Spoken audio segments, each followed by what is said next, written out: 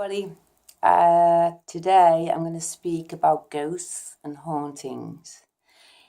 I think everybody has the ability to see ghosts. I think you basically have to be in the right place at the right time. And there are different forms of hauntings and different forms of materialization. Sometimes, for example, we've all had this. You walk into a building and you have a very strange feeling about that building, something you can't explain. You sense perhaps that building's history holds within it a memory that, when the conditions are right, replays it. Now, I've seen many ghosts throughout my life. I think I saw my first ghost when I was, I think it was 15. And when I saw, it was several ghosts. Actually, I think on reflection. See, I didn't know I was seeing a ghost. Well, a ghost scene. And it was on New Year's Eve one night when I was babysitting, actually in a haunted house. But it wasn't in the haunted house. I saw the ghost. It was directly across from where I was. I was watching an old Victorian square. And it was New Year's Eve. I was 15. And it was midnight.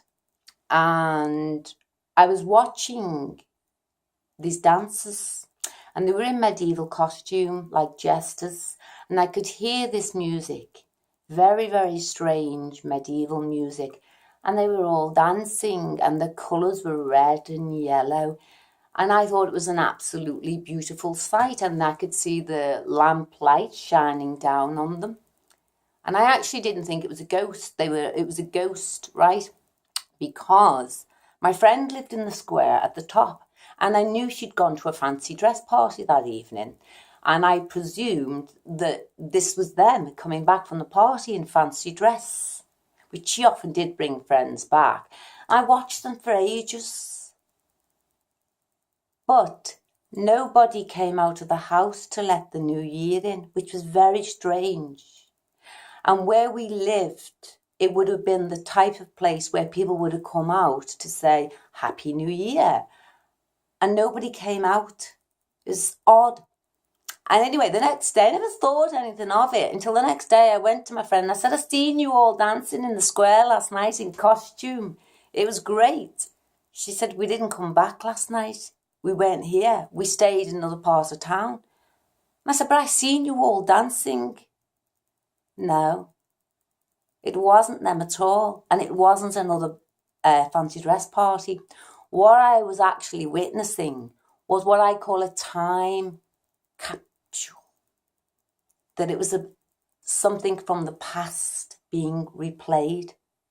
And it never, ever left me. My friends then laughed at me, thought I was nuts. Oh, yeah, you see. But I knew it definitely wasn't of this world. And I can still see it vividly to this day. The square is sadly knocked down now. I have a picture of it, actually. But I will never forget that. That was the first one, shall I say, ghost scene, where something was replayed to me and I was witnessing. And it was absolutely beautiful.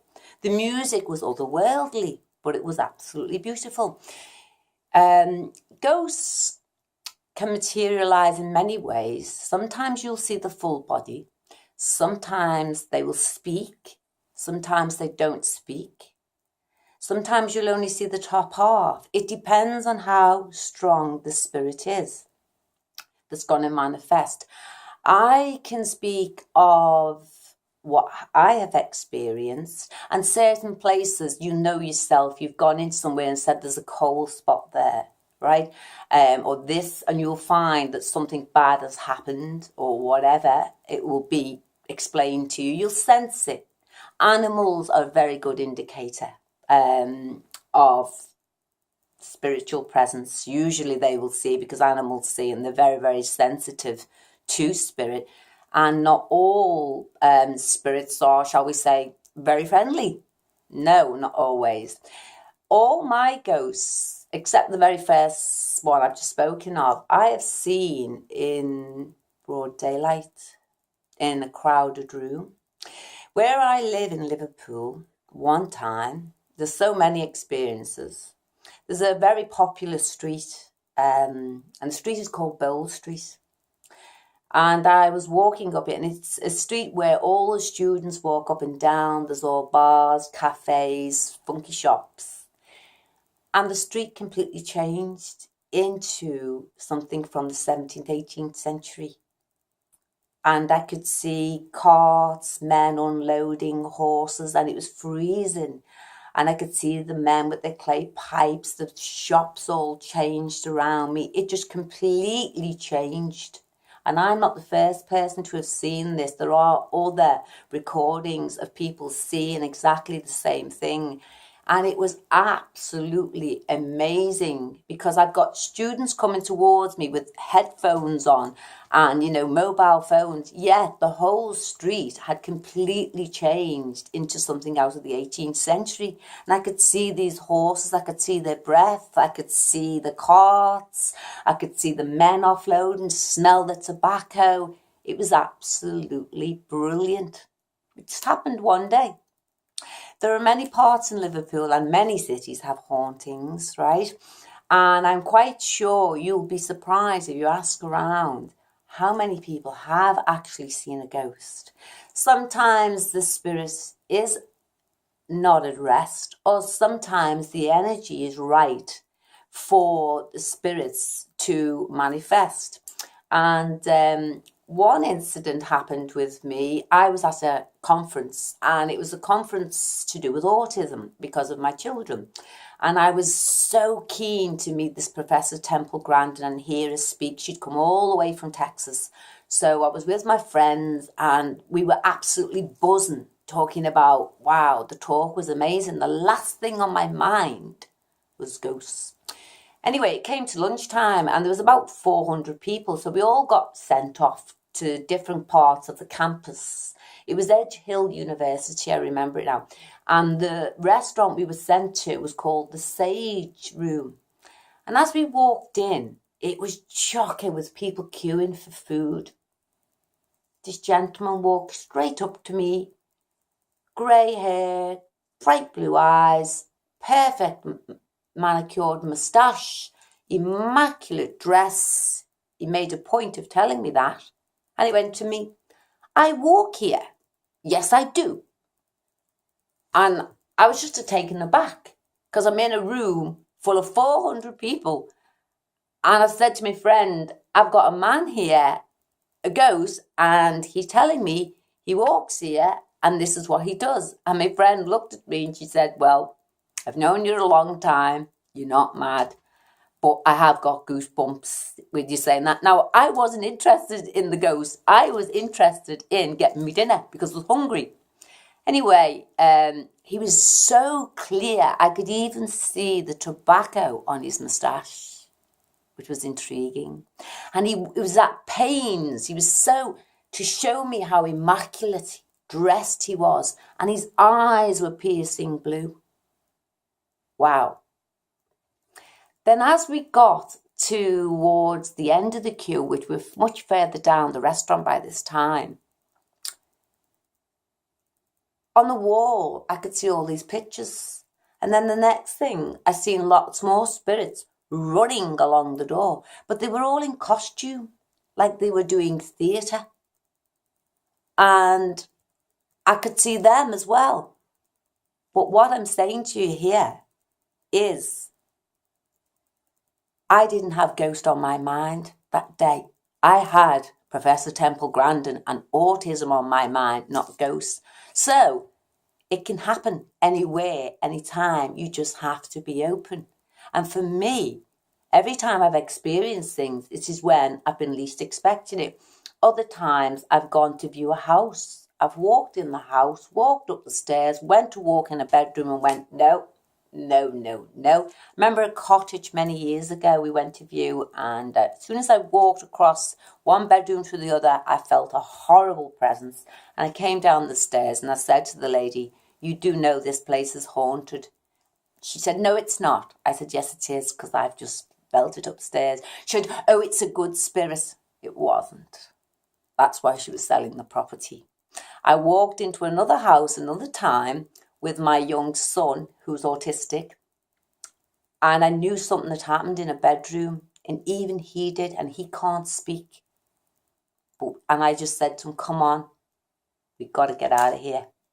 And my husband was in the car, and I said, no, it's haunted, but not in a nice way, right? Some people have a ghost living with them, and they don't mind at all, not a problem. They quite enjoy it. I've got a funny story on this, right? We lived in a house that was haunted, and we used to joke about it. And we moved into this house, and shall we say things used to go bump in the night, and also things would go missing. Anyway, remember this, it was Halloween. My mother woke up, and she said she woke up with this man staring at her. She described his clothes and everything, because my mother can't see ghosts. And he come straight out the wall and then went straight back into the wall. And she said she'd seen a ghost. Well, we didn't believe her. We said, oh, you've had too much drink. We didn't believe her. But he came again the next night. And then, we were young then, teenage girls, right? All our underwear started to go astray. So we gathered that the ghost was a bit kinky, stealing young girls' underwear. And we had a parrot and a kitten. A parrot would go crazy when the ghost would appear.